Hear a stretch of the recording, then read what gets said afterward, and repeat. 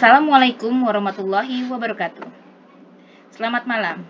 Saya Nurma Kurnia Fajarwati, SIKOM MIKOM, dosen program studi ilmu komunikasi, akan menyampaikan ringkasan materi mengenai strategi pembelajaran dan motivasi belajar yang disampaikan oleh Dr. Syihabuddin Said, MSI, dalam kegiatan pelatihan pekerti Universitas Bina Bangsa yang dilaksanakan pada 14 Maret sampai dengan 20 Maret 2022.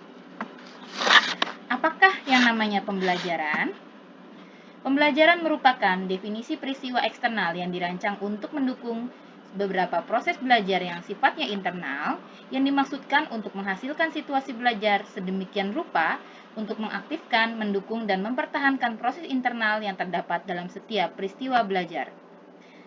Pada intinya, pembelajaran merupakan bantuan yang diberikan pendidik agar peserta didik dapat belajar dengan baik. Lalu, bagaimana strategi pembelajaran dan kaitannya dengan motivasi belajar? Motivasi belajar merupakan dorongan yang hadir dalam proses belajar untuk mendapatkan hasil yang optimal. Motivasi erat kaitannya dengan hasil belajar, karena semakin tinggi motivasi, maka semakin tinggi hasil belajar yang dicapai. Begitu juga sebaliknya. Di sini, sebagai suatu rangkaian rencana kegiatan, termasuk di dalamnya penggunaan, metode, dan pemanfaatan berbagai sumber daya, maka strategi pembelajaran perlu disusun untuk mencapai suatu tujuan tertentu, salah satunya dalam bentuk motivasi belajar.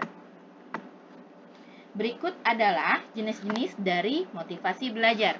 Motivasi belajar setidaknya terdiri dari dua, yaitu motivasi belajar intrinsik dan motivasi belajar ekstrinsik. Yang pertama, motivasi belajar intrinsik berasal dari dalam diri peserta didik yang dipengaruhi oleh keinginannya mencapai suatu tujuan tertentu dalam pembelajaran. Yang kedua, motivasi belajar ekstrinsik berasal dari luar yang membantu peserta didik meningkatkan keinginannya untuk mencapai tujuan pembelajaran. Strategi mengembangkan motivasi belajar sebagaimana disampaikan oleh Santrok 2014 dalam bukunya berjudul Psikologi Pendidikan, terdiri dari 5 strategi. Yang pertama, meluangkan waktu untuk melayani peserta didik. Lalu, pendidik diharapkan dapat bersikap atentif ataupun perhatian terhadap proses pembelajaran maupun peserta didik itu sendiri. Yang ketiga, pendidik diharapkan dapat melakukan pengelolaan kelas yang efektif dan menciptakan pusat pembelajaran. Dan yang terakhir adalah pendidik diharapkan dapat membentuk kelompok minat untuk mencapai hasil belajar yang maksimal.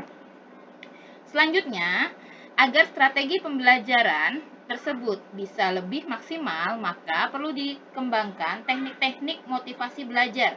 Yang pertama adalah jangan terlalu pelit dengan namanya penghargaan. Lalu, tumbuhkanlah rasa ingin tahu dari peserta didik. Lalu, sampaikan materi dengan simulasi ataupun praktek.